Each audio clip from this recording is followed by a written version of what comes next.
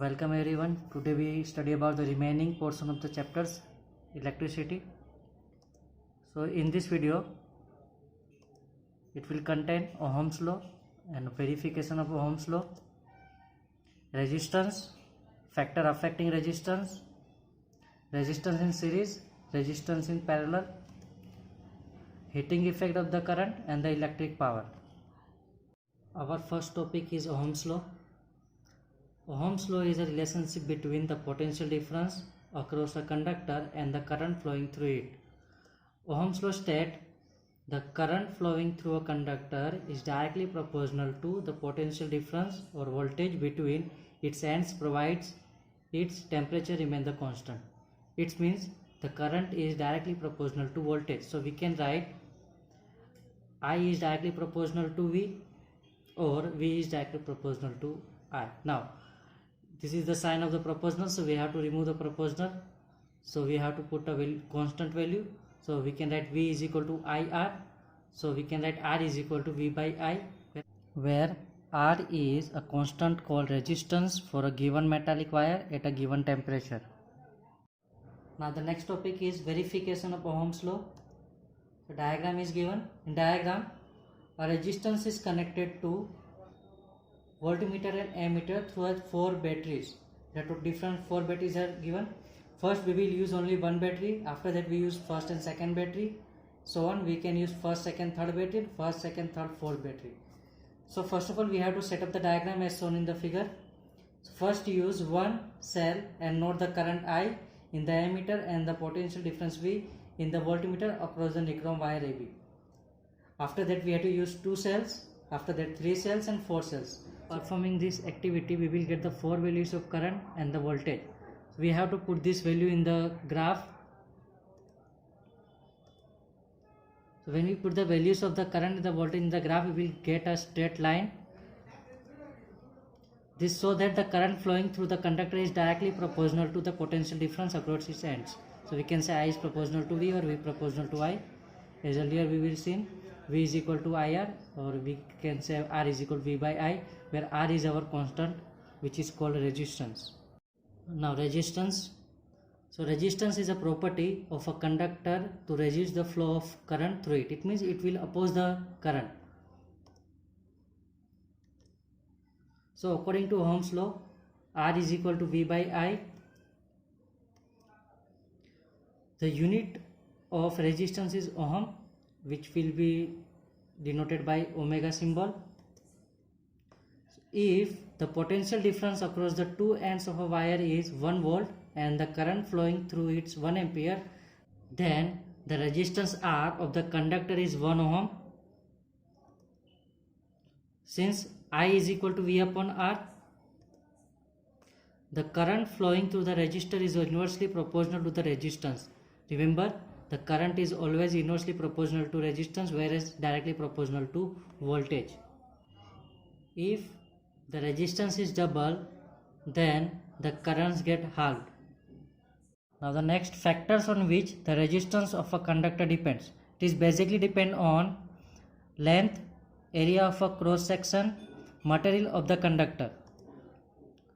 Resistance is directly proportional to the length of the conductor and inversely proportional to the area of a cross section of the conductor. So we can write R is directly proportional to L as well as R is inversely proportional to A. So we can write R is proportional to L by A. Now we have to remove the proportionality sign. So we have to put the constant. Here we put a constant as a rho, which is resistivity. So where rho is a constant of proportionality called resistivity of the material of the conductor. The SI unit of resistivity is ohm into meter. So conductor like metal and alloys have low resistivity up to 10 power minus 8 ohm into meter to 10 power minus 6 ohm into meter.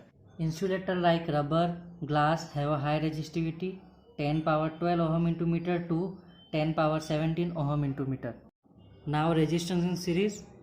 Resistance are said to be in series if the same current is flowing through them. Remember, for a series the current should be flowing same. One resistance is removed from the connection, no current will flow through the circuit. The potential difference is different for the different resistance. Now here the simple diagram is given where three resistance R1, R2 and R3 are connected in a series. In this, the potential difference for resistance are different, whereas the current flowing through all three resistance are same. Suppose that there are three resistors R1, R2 and R3 are connected in a series across a battery. This is the diagram. So the first case is the current in all the resistor is the same. The total voltage or potential difference across the resistor is equal to the sum of the voltage across each resistor.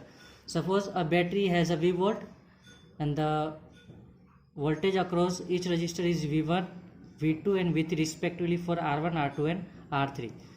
So we write V is equal to V1 plus V2 plus V3. Now by Ohm's law, we know V is equal to IR, so we can write IR is equal to IR1 plus IR2 plus IR3. Here I is same in all three resistance, so we take I as a common. Here I and I will be cut, so R is equal to R1 plus R2 plus R3. This is the basic series resistance, where our R is the equivalent resistance of the circuit. This is the very important point. In a series, the equivalent resistance is the sum of the resistance of each resistor.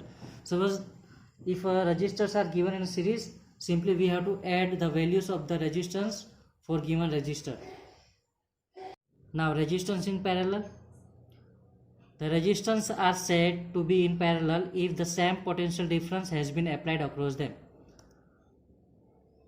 This is the diagram of resistance in parallel. There are R1, R2 and R3 are in parallel.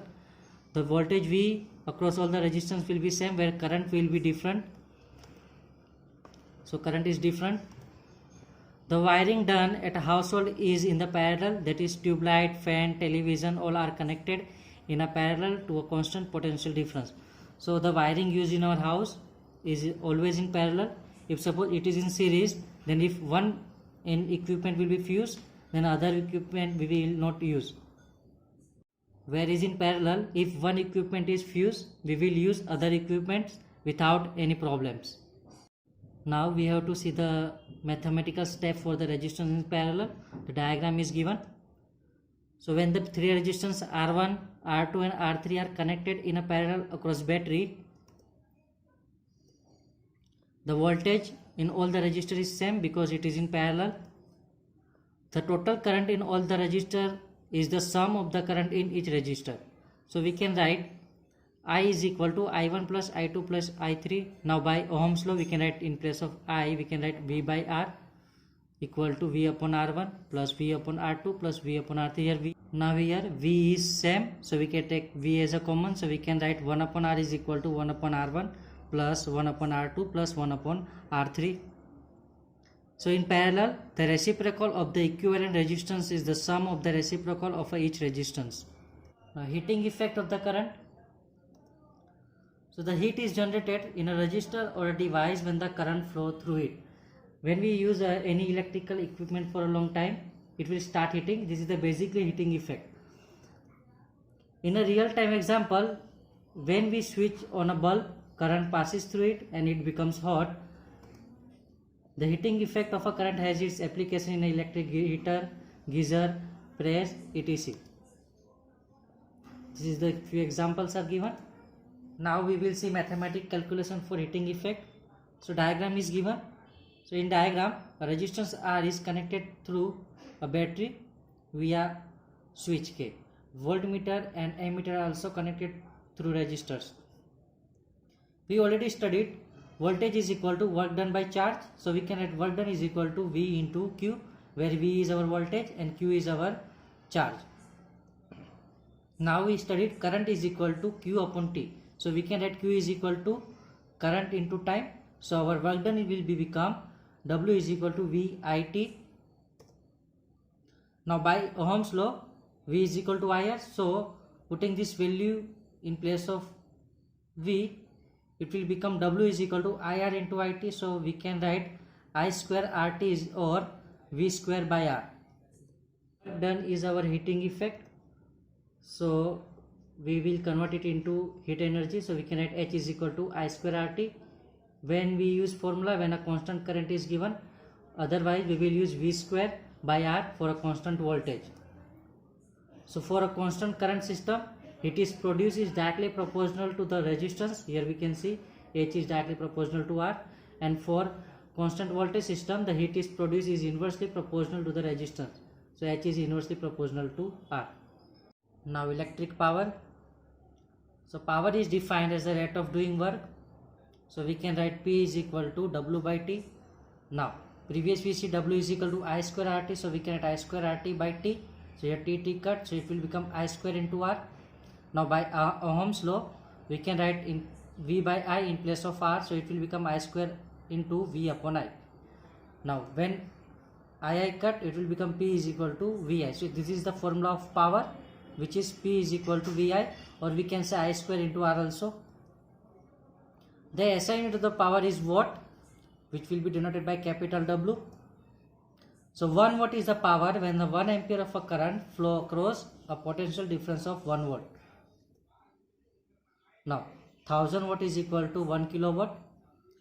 1 kilowatt hour is equal to 1000 watt into 3600 seconds, so it will become 3.6 into 10 power 6 joule. The commercial unit of power is watt hour or kilowatt hour. Kilowatt hour means a simple unit which we use in our electricity bill. So 1 kilowatt hour is the power consumed when 1 watt of power is used for 1 hour. Remember, 1 kilowatt is equal to 1 unit.